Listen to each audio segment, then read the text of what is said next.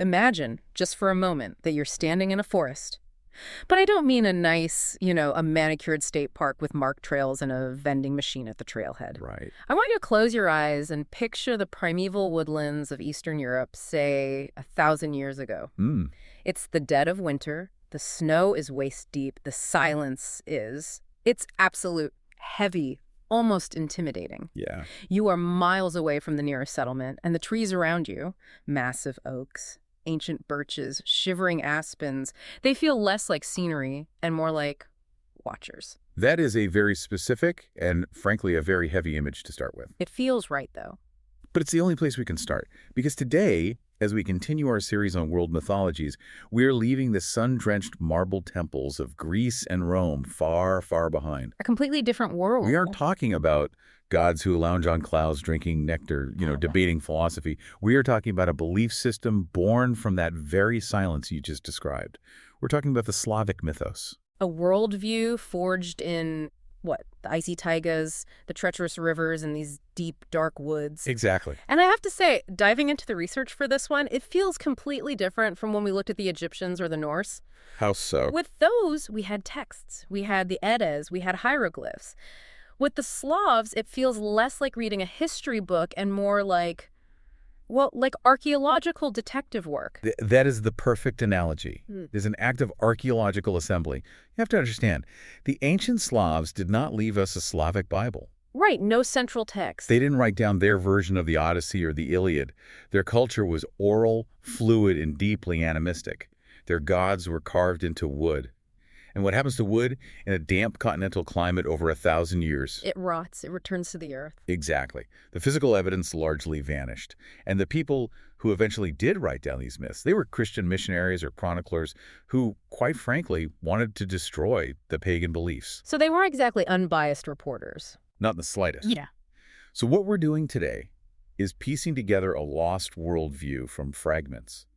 We're looking at medieval chronicles written by enemies of the faith, linguistic clues buried in modern Slavic languages, and this is my favorite part, folklore from the 19th century, where the old gods were essentially hiding in plain sight. Hiding as fairy tale monsters and, spirits behind the stove? Precisely.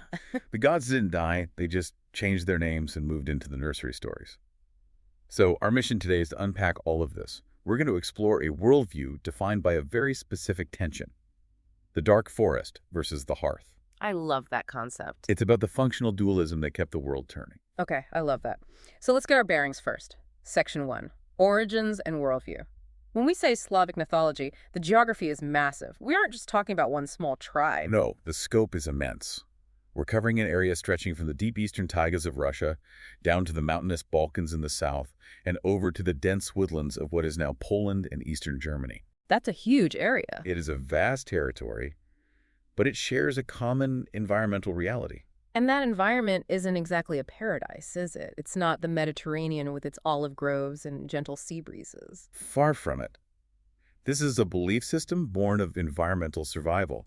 You have the cyclical brutality of the continental seasons. Right. Blistering, humid summers and winters that can freeze a man to death in an hour. And then you have the woods. To the ancient Slav, the forest wasn't just a resource for timber or game. It was a living, breathing entity that was often hostile. A great unknown. The great unknown. Yeah. So if you're living in that environment, your view of the universe isn't going to be about abstract perfection or seeking enlightenment in the Buddhist sense. It's going to be about survival and connection.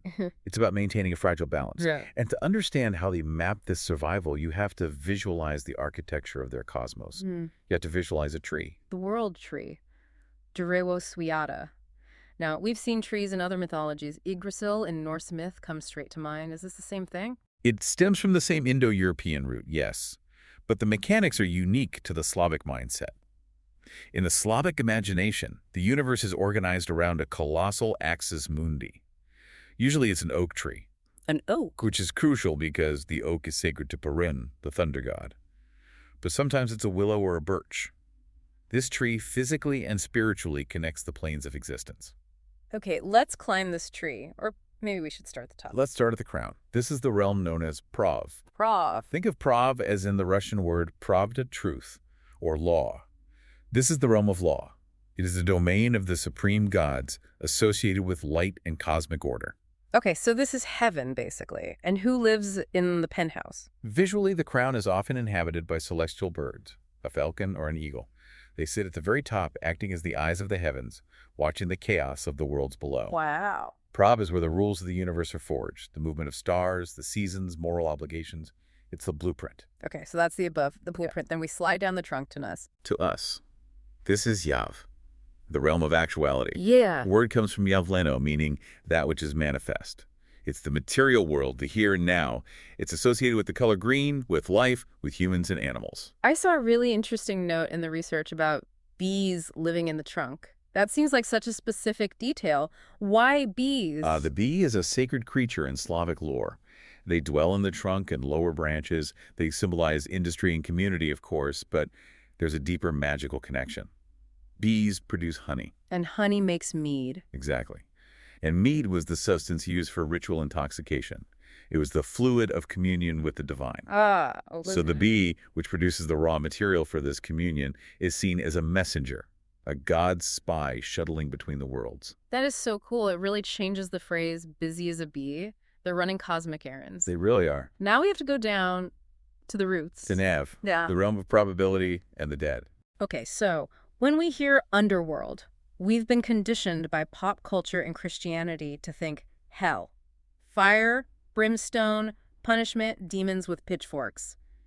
Is that Nav? Not at all. Uh-huh. And this is a crucial distinction if you want to understand the Slavic soul. Nav is not a prison, it's a reservoir. A reservoir. It's a chthonic place of darkness and water, yes, but it's where the ancestors reside. It's where magical power comes from. It's effectively the battery of the universe. That's a great way to put it. So who or what lives in the roots? At the very base coils the serpent, or Zeme. This is often identified with the god Velas, who we will definitely discuss shortly. He gnaws at the roots, representing chaos and entropy. Uh-huh. But you also find the beaver down there. The beaver? Okay, you have to explain that. That sounds like a cartoon character. It does sound funny to modern ears, but think about what a beaver does. It is an animal of the water. It builds dams. It alters the flow of rivers. Okay, sure. In the Slavic mind, the beaver links the underworld to the hydrocycle of the earth. It's a key part of the machinery. Wow. Okay, speaking of cycles, there's this fascinating detail about the tree acting as a kind of biological water pump. Can you unpack that? This is one of the most beautiful parts of the mythos. The folklore describes the world tree as having golden bark that exudes a silver dew. Silver dew. This dew originates in Prav, the heavens, filters down through the leaves of Yav, and collects in the roots of Nav. So it connects all three layers physically through water? Exactly. This celestial moisture feeds the fountainhead of all earthly waters. This is why, in Slavic culture, springs and wells were considered sacred portals. Right. They aren't just holes in the ground with water. They are the emergence points of this cosmic dew that has traveled the entire axis of the universe. That really changes how you look at a well. It's not just plumbing, it's a connection to the gods. Now, before we move on to the gods themselves, I want to touch on this three-headed figure mentioned in the outline. Triglav. Triglav, literally three-headed. He was worshipped primarily by the Pelagian Slavs in the West. His heads gaze upon heaven, earth, and the underworld simultaneously. He is the personification of that tripartite worldview we just discussed. He is the witness to the structure. A living diagram of the cosmos. And the research mentioned something about a horse ritual associated with him. Yes. Divination was huge.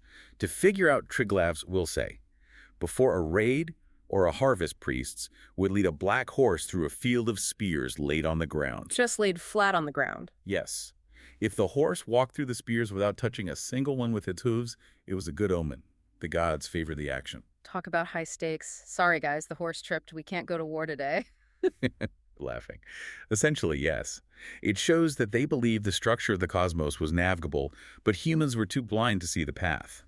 You needed an animal guide, a creature of instinct, to read the map of fate. That's incredible. Okay, so we have the stage set, the tree, the three realms, but who built the stage? Where did it all come from? Section 2, creation myth. And here is where we hit our first major difference from something like the Bible. There isn't a single neat narrative creation story like Genesis. We don't have a day 1, day 2 list. Yeah, girl story. But we have fragments, and they point to a celestial smith. Cyrog. Svarog. He's the god of celestial fire, the Slavic Hephaestus, if you will. The myths suggest he forged the sun disk from the burning Alatir stone. The Alatir stone being the father of all stone. Right. A mythical white stone at the center of the world. Svarog strikes it, sparks fly, and we get the sun and the celestial bodies. But here's the catch, and it's a concept known as Deus Otiosis.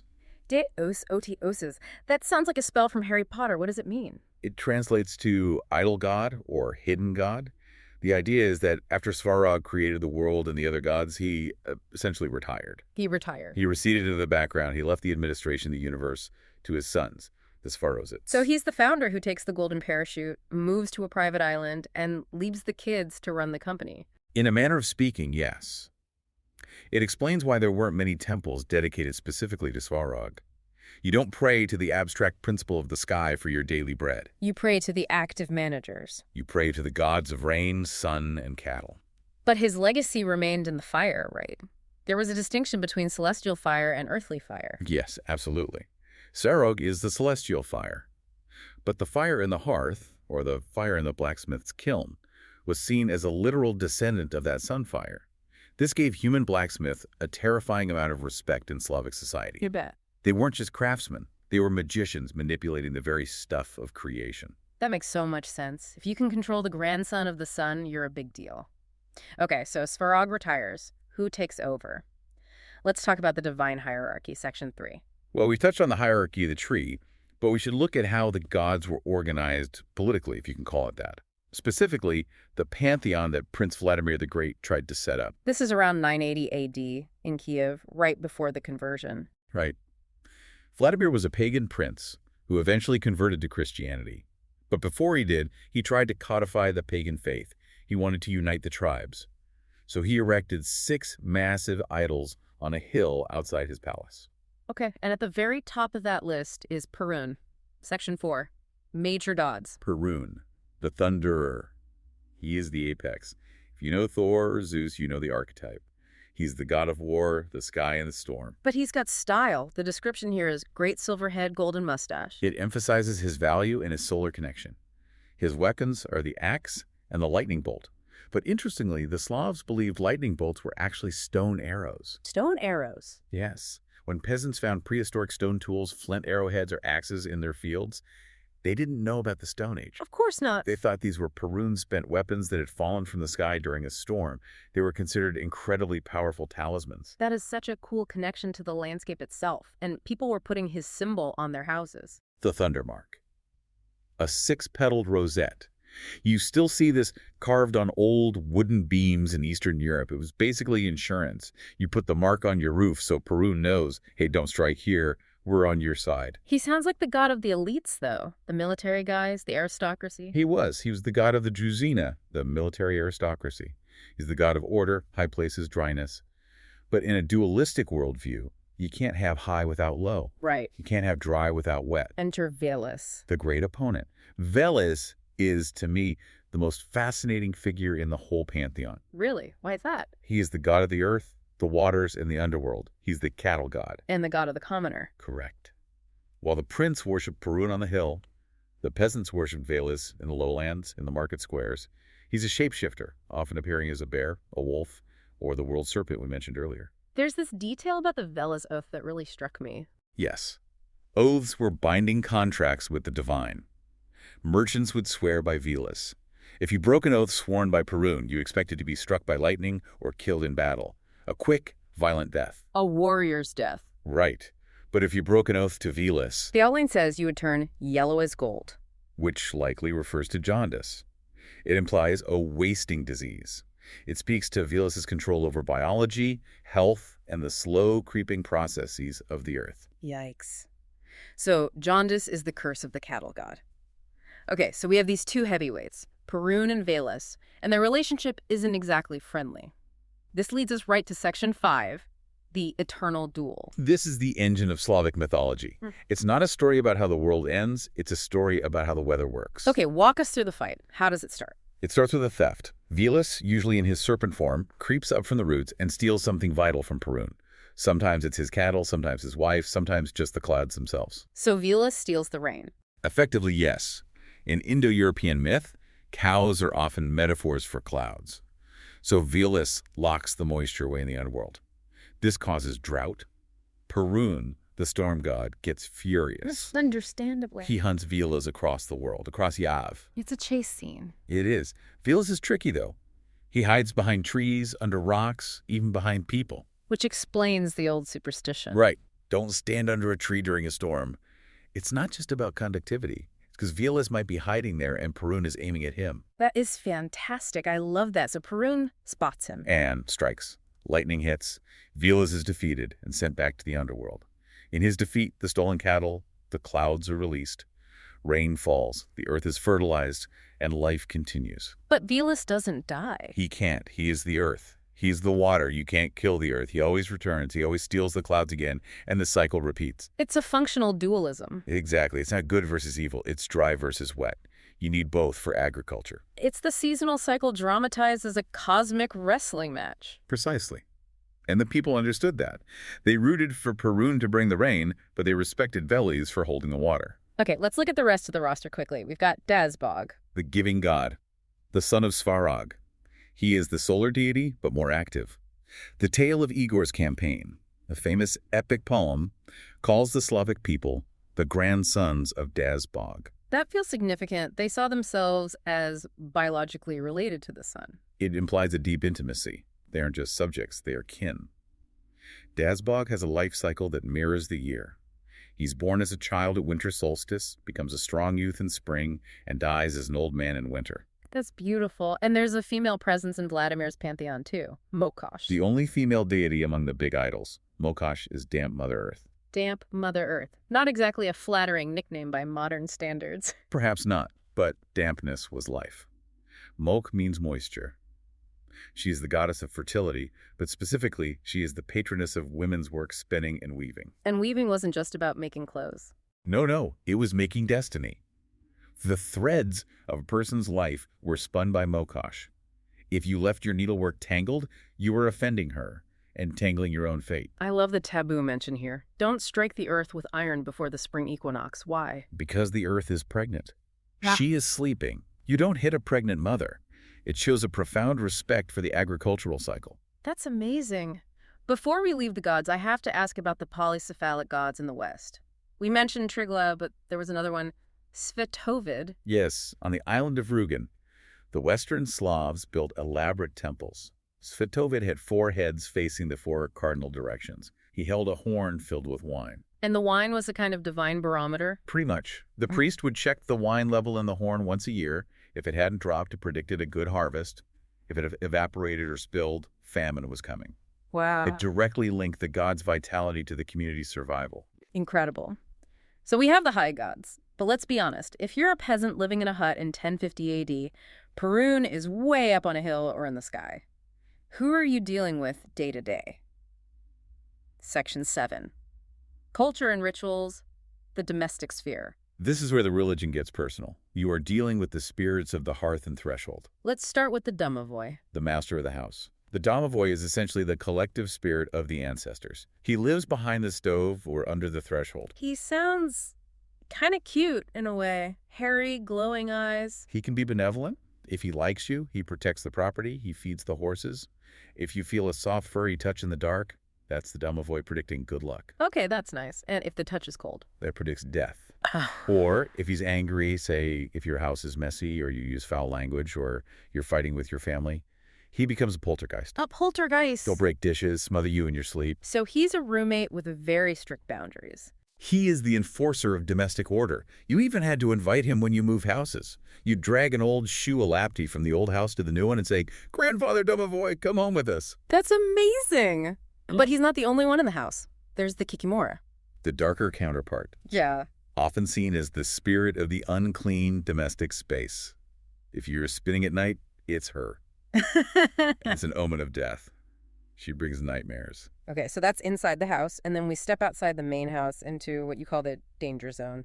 Hmm. The bathhouse, the banya. The banya is a liminal space. It's where you wash off dirt and maybe sin, and it's often where women gave birth. So it's a gateway for life and death. The spirit there The bannock is nasty. How nasty are we talking? Well, if you bathe too late or disrespect the rules of the bathhouse, he might peel your skin off. Peel your skin off. He's a malicious old man. You had to leave him soap and water as an offering. And there was a divination ritual. You'd expose your back to the open bathhouse door. That sounds like a risky move. Very. If you felt a furry touch, it meant you'd have a rich husband. If you felt a cold claw, well, you'd have a cruel one. I think I'd skip that particular dating app. And then there's the barn spirit, the Avinnik. The most dangerous of all. He lives in the firing oven used to dry grain. He controls fire in a wooden barn filled with dry straw. That's a recipe for disaster. If he gets angry, he burns the barn down and starves the family. So you had to offer him roosters and blenny to keep him calm. It really paints a picture of a world where every single corner of your life is occupied by an invisible intelligence that you have to constantly negotiate with. Exactly. It's a relationship-based reality, not a belief-based one. Okay, now let's leave the safety of the homestead entirely. Let's go back into that dark forest. Who runs the show out there? This touches on Section 6. Heroes and legends. The Lishi, the forest czar. I love the description of this guy. He's not evil, he's just chaotic. He is other. He's a shapeshifter. He can be as tall as the trees or as small as a mushroom. Yeah. But in human form, he's always wrong. Wrong. No eyebrows, no shadow, clothes buttoned the wrong way, shoes on the wrong feet. The wrong feet detail is so unsettling, and he likes to get people lost. He's a prankster. He'll mimic the voice of your child to lure you off the path. If you get Leshy-led, there's only one way to escape. The ritual of inversion. You have to out-chaos him. You take off your clothes, turn them inside out, and put them back on. You swap your shoes left on right, right on left. By mirroring his chaotic nature, you break his hold. It's like hacking the logic of the forest. And then we have the water. Section 8, Death and Afterlife. The Rusalka. Now, pop culture often treats these like mermaids, but they aren't Ariel, are they? Far from it. Rusalki are the unquiet dead. They are the spirits of women who died unclean deaths, suicide, drowning, murdered before marriage. They are dangerous revenants. And they come out during Green Week. Early summer. They climb out of the water and sit in the willow and birch trees. They are stunningly beautiful, often with loose green hair. And loose hair was a sign of loose morals or supernatural status back then. A dangerous sign? And they tickle you to death. Or drown you. Their laughter is fatal. But there's a defense. To herbs. Yes, wormwood, pollen. If a Rusalka catches you, she might ask a riddle. Parsley or wormwood? It's a test. It is. If you say parsley, she says, my soul, Yep. and attacks you. But if you say wormwood, she screams, hide into the fence, and flees. It's a verbal talisman. Amazing. Now, we can't do a deep dive on Slavic myth without talking about the heavy hitters of folklore, the ones that survived in the fairy tales. The Skaski. Let's talk about the absolute icon, Baba Yaga. The archcrone. She's terrifying, iron teeth, nose touching the ceiling. But you make the point in the research that she's not just a simple villain. No, she is the gatekeeper. She is an initiator. Look at her house. It stands on chicken legs. Right. It's zoomorphic. It's willful. There's no door until you say the incantation. Turn your back to the forest and your front to me. It's a portal. It rotates between the world of the living and the world of the dead. Baba Yaga tests heroes. In the story of Vasilisa the Beautiful, she doesn't just try to eat Vasilisa. She gives her impossible tasks, sorting grains, fetching fire. Domestic tasks. Exactly. She tests the girl's competence and her spirit. When Vasilisa succeeds, aided by a magic doll from her mother, Baba Yaga empowers her. She gives her the skull lantern that burns her wicked stepfamily to ash. So she destroys the weak, but she makes the worthy strong. Precisely. She's the strict teacher from hell, literally. And her transport. Yeah. A giant mortar and pestle. Which is kitchen equipment. It is. It links her to the harvest, to grinding grain, to the culinary arts, but she's grinding human bones. It's that duality again, nourishment and death. And then we have Cachet the Deathless, the ultimate hoarder. Cachet represents unnatural stagnation. He's a sorcerer who is so afraid of death that he removed his soul to avoid it. This is the original soul in a phylactery trope. Where does he hide it? It's the ultimate nesting doll. On the mythical island of Brienne, there's an oak. Under the oak, a chest. In the chest, a hare. In the hare, a duck. In the duck, an egg. In the egg, a needle. And in the needle is his death. That's it. It's absurdly complicated. It symbolizes how unnatural it is to try and escape the cycle of life and death. He is skeletal, withered, he's alive, but he's not living. The hero, Ivan Tsarevich, has to break the needle to kill him. And in breaking the needle, he restores the natural order. Death is necessary. Precisely. One more creature before we move on, the Zmei, the dragon. The Zmei is complicated. In Russia, the Zmei Gorynych is a monster. Multi-headed, fire-breathing. He represents foreign invaders like the steppe nomads. He needs to be slain by a bogatyr, a hero. Oh, classic monster, but in the Balkans. In the south, the Zmei or Zmehaish can be a lover. Excuse me, a lover. He's a cosmic shapeshifter. He guards the village against bad weather demons, but he also seduces women. He enters houses through the chimney. That gives a whole new meaning to Santa Claus coming down the chimney. Oh. Laughing. Indeed. But it's a dangerous affair.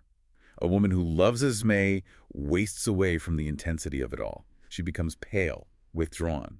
It's a love that burns too hot for humans. That is fascinating. So we've covered the gods, the spirits, the monsters, but how did the people act out these beliefs? Let's talk about end times and renewal, section 9.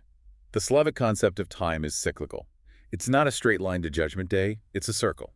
And you have to help the circle turn. Which brings us to the ritual of Marzana. Marzana is the goddess of winter and death. In Poland and Slovakia, even today, people make an effigy of her out of straw at the end of winter. And then they treat her pretty roughly. They drown her in the river or burn her. It's a ritual killing of the cold. You have to kill winter to allow spring to be born. And then there are the kukuris in Bulgaria. This sounds like something out of a heavy metal video. It is incredibly visceral. Men dressed in massive costumes made of goat fursum are 3 meters tall. They wear grotesque wooden masks and carry heavy copper bells, shanov, around their waists. What is the goal of looking like a giant fur monster? To be scarier than the evil spirits. The deafening noise of the bells and the scary masks are meant to terrify the demons of winter and drive them away. It's shamanistic purification. It's fighting fire with fire, or fear with fear. It creates a safe space for the new agricultural year to begin. We've talked a lot about the old gods, but history happened. Christianity arrived. Did these beliefs just vanish overnight? Section 11, legacy. Not at all. They adapted. This is the concept of dvovry. Double faith. Spiritual pragmatism. The Slavs accepted Christianity.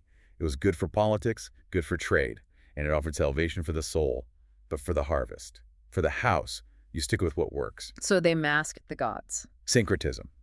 Perun, the thunder god with the chariot, became Saint Elijah Ilya the prophet, who rides a chariot of fire across the sky hunting demons. That's a seamless transition. Perfectly seamless. Veles, the cattle god, became Saint Blasius, or Saint Nicholas, protector of flocks and commerce. Mokash became Saint Perskiva Pyatnitsa. So the gods didn't die, they just put on saint costumes. And they retreated into the nursery. They became the characters in the fairy tales. The Skaski kept the archetypes alive when the temples were burned. It's an incredible resilience. It is. So as we wrap this up, what is the big takeaway here? When we look at the Slavic mythos, the forest, the hearth, this functional dualism, what are we really looking at? Section 12, closing reflection. We are looking at a worldview that accepts the world as it is, not as we wish it would be. It's a world of duality. You need the dark forest to appreciate the hearth. You need the dangerous, chaotic Velas to balance the orderly, powerful Perun. It's not about winning against the darkness, it's about living with it. Precisely. The boundary between the human and the divine is permeable. It's negotiated every single day by leaving bread for the domovoi, by not bathing late in the banya. It's a world where you are never truly alone. And I want to leave our listeners with one final image from the research, the doll in the pocket. From Vasilisa the Beautiful. Vasilisa has a tiny doll in her pocket, given to her by her dying mother. When she's lost in the dark woods, when logic fails, when Baba Yaga is breathing down her neck, she feeds the doll a crumb of bread, and the doll tells her where to go. It's the perfect symbol. It represents intuition, ancestral blessing. The idea that even in the deepest, darkest forest, there is a small, quiet voice in your pocket that knows the way home. That is a beautiful thought to end on. If you enjoyed this deep dive into the woods, make sure to like and subscribe to The Deep Dive. We've got plenty more mysteries to unpack. Until next time. Stay curious.